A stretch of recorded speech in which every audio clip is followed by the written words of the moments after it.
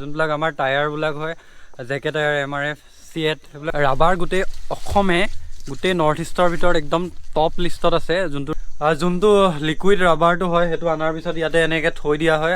হে guys welcome back to another fresh vlog. So' আজিৰ ব্লগটো বহুত বেছি স্পেচিয়েল হয়। কথা এটাটো একচুৱেলি অসম বুলি ক'লে বাহিৰত কি বুলি জানে, ৱৰ্ল্ডত বা অল অভাৰ ইণ্ডিয়াত আছাম মিনছ চাই টি পট্টি।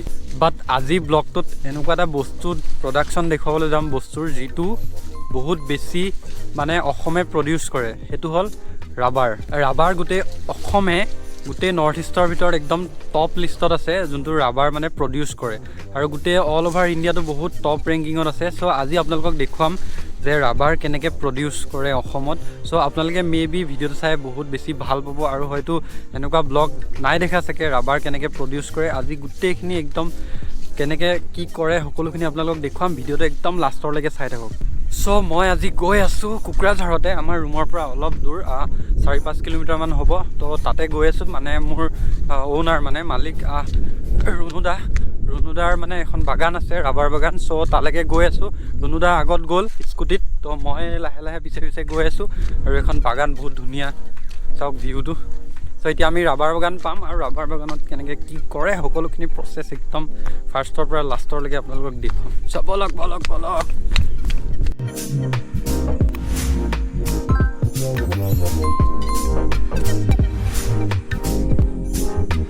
সেইখিনিত বাগান শেষ, দেখিছে মই অকলে গৈ আছোঁ। এইখিনিত বাগান শেষ, আৰু এইফালৰ পৰা ষ্টাৰ্ট হ'ব ৰাবাৰ বাগান, মানে এইফালেদি গৈ সেয়া দেখিছে নহয়। তো তাতে গোটেই ৰাবাৰ আছে, ৰাবাৰ গছ আছে মানে। তো আপোনালোকক অলপ লৈ যাওঁ বোলে। আবে ইয়াৰ কি হ'ল, ই মোৰ পিছে পিছে আহি আছে, বাগানৰ পৰা আহি আছে। কি হ'ল হা? ক'ত যাওঁ ক'ত পলাইছে? মই ৰাবাৰ বাগান পালোহি, আৰু ইয়াৰ পৰা ষ্টাৰ্ট হৈছে গোটেই ৰাবাৰ গছ। তো ভিডিঅ'টো অলপ আন্ধাৰ হ'ব, কিয়নো ইয়াতে গোটেই ৰ'দ পৰিবলৈ জেগাই নাই, চাওক আন্ধাৰ হৈ আছে। চ' ভিডিঅ'খিনি অলপ কম্প্ৰমাইজ হ'ব আৰু দেই, আপোনালোকে চাব। মই এয়া সোমালোঁ, চাওক গোটেই ৰাবাৰ গছ, এইবিলাক চব গোটেই যিমান দূৰলৈকে চাই চব ৰাবাৰ গছ, মানুহ কোনো নাই। আৰু ৰুণুদা আগত গ'ল, তো মই এতিয়া তালৈকে গৈ আছোঁ অকলে খোজকাঢ়ি। তো বলক।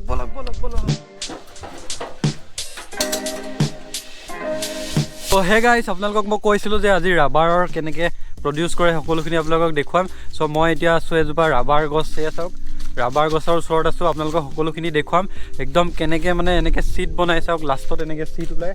চ' তাৰলৈকে দেখাম কেনেকৈ গোটেই প্ৰচেছটো কেনেকুৱা হয়। চ' এতিয়া প্ৰথমতে আহক চাওঁ আমি ৰাবাৰ গছটো কেনেকৈ কি কৰি উলিয়াই ৰাবাৰখিনি। চ' সকলোখিনি চাওঁ। আমাক এই দাদাই ক'ব এতিয়া, ৰোহিত দাই ক'ব সকলোখিনি। দাদা এইটো কি হয়, ইয়াত কেনেকৈ কি কৰে সকলোখিনি আপুনি কৈ দিয়ক। ৰাবাৰৰ ঠেমা হয়, এইটো এই যে হুপ লগাইছে, এইটো প্লাষ্টিকৰ কিবা বান্ধি দিছে। তাৰপিছত এইটো কাটিব লাগিব। এইটো এতিয়া কাটিম, ৰাতিপুৱা 3টা বজাত এনেকুৱা কাটিব লাগে। তাৰপিছত 3টা বা 3:30 বা 4টা এনেকুৱা কাটিব লাগে। তাৰপিছত এইটোৰ 10টা কিবা 9টা 10টা 3 ঘণ্টা ৰাখিব লাগে। 3 ঘণ্টা বা 1.5 ঘণ্টা এনেকুৱা ৰাখিব লাগে। এতিয়া আমি কাটি দেখামো, এইটো এনেকুৱা কাটে। এয়া চাওক এনেকৈ কাটে।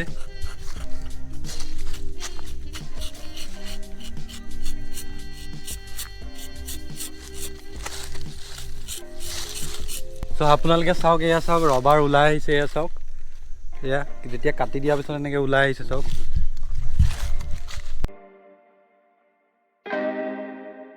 কাটি দিয়াৰ পিছত এয়া চাওক ৰবৰ পৰি আছে কেনেকৈ, এয়া চাওক। 2-3 ঘণ্টাৰ পিছত এই বাতিটো ফুল হৈ যাব, আৰু ফুল হৈ যোৱাৰ পিছত এইটো লৈ যাব, তাতে কিবাকিবি মেচিন আছে, এই মেচিনত তাৰপিছত এনেকৈ প্ৰডিউচ কৰিব। তো সেইখিনি এতিয়া আপোনালোকক দেখুৱাম। তো বলক যাওঁ এতিয়া মেচিনকেইটাৰ ওচৰলৈ।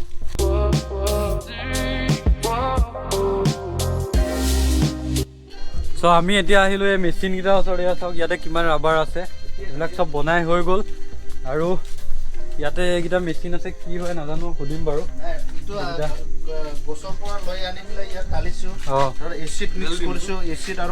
এয়া চাওক, এয়া গছৰ পৰা আনি ইয়াতে ঢালা হৈছে। এয়া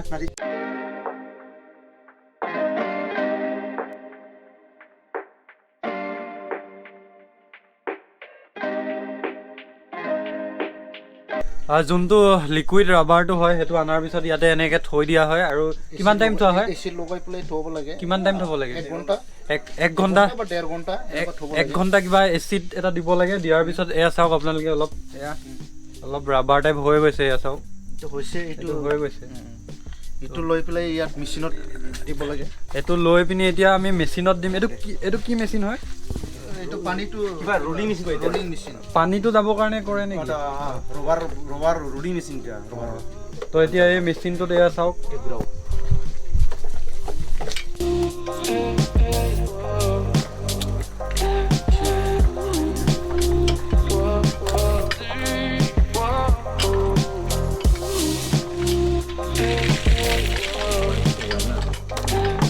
প্ৰথম ইয়াতে ৰোলিং কৰা হয় প্লেন মৰা হয় তাৰপিছত এই মেচিনটোত মৰা হয় আৰু এই মেচিনটো মৰাৰ পিছত এইটো ফাইনেল প্ৰডাক্টটো এয়া এনেকুৱা হয় চাওক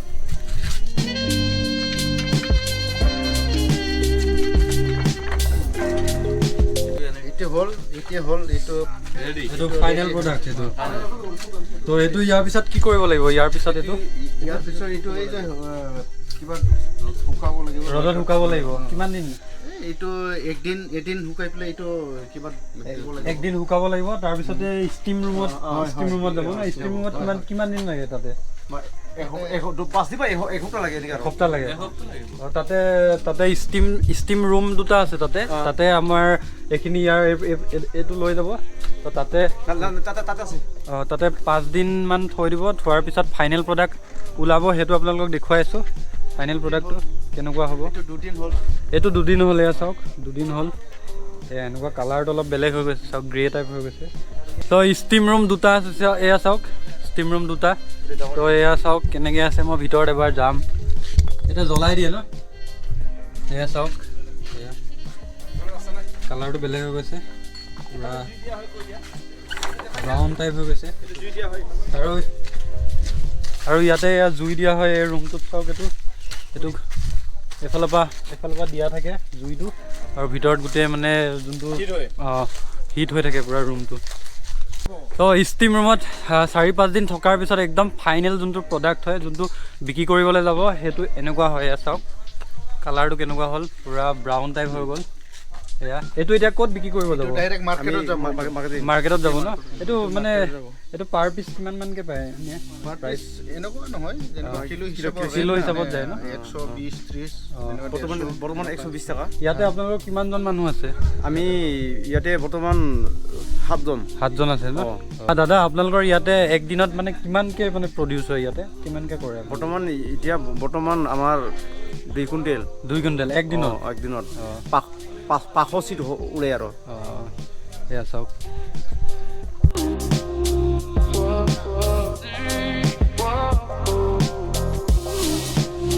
এয়া চাওক এইবিলাক চব মাৰ্কেটত যাব এয়া চব ৰেডি হ'ল কিমান আছে চাওক গোটেই এইবিলাক চাওক এইখিনি পূৰা ৰেডি হ'ল আৰু যোনখিনি বগাকৈ দেখিছে সেইখিনি ষ্টিম ৰুমত যাবলৈ আছে এইবিলাক ষ্টিম ৰুমত যোৱা নাই আৰু এইখিনি পূৰা মাৰ্কেটত যাব এয়া চাওক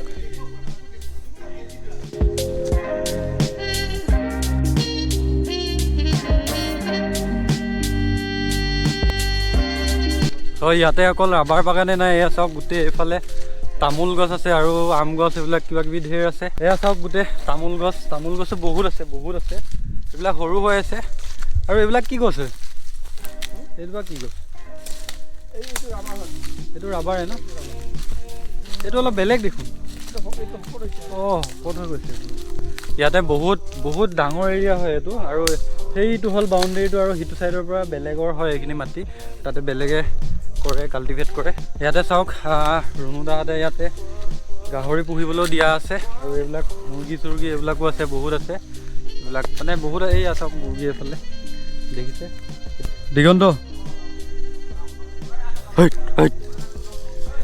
তো এইটো ফাইনেল প্ৰডাক্ট আৰু এইবিলাক কোম্পানীত বিক্ৰী কৰা হ'ব যোনবিলাক আমাৰ টায়াৰবিলাক হয় জেকে টায়াৰ MRF C8 এইবিলাক চব এইবিলাকৰ পৰাই বনে আৰু বহুতো বেলেগ বস্তুও বনায় সেইবিলাক আপোনালোকে জানেই আৰু তো আজি ব্লগটো কেনেকুৱা পালে জনাব মেবি বহুতে নাজানে চাগে কেনেকৈ বনায় আপোনালোকক সকলোখিনি দেখুৱালোঁ আৰু ভিডিঅ'টো বনাওঁতে সকলোৱে বহুত বেছি কষ্ট কৰিছে চ' আপোনালোকে ভিডিঅ'টো যদি ভাল পায় লাইক কৰিব কমেণ্ট কৰিব শ্বেয়াৰ কৰিব আৰু যদি প্ৰথমবাৰৰ কাৰণে আপুনি আহিছে মোৰ চেনেলত তেতিয়াহ'লে ছাবস্ক্ৰাইব কৰি যাব so' bye bye guys love you all মুৱা।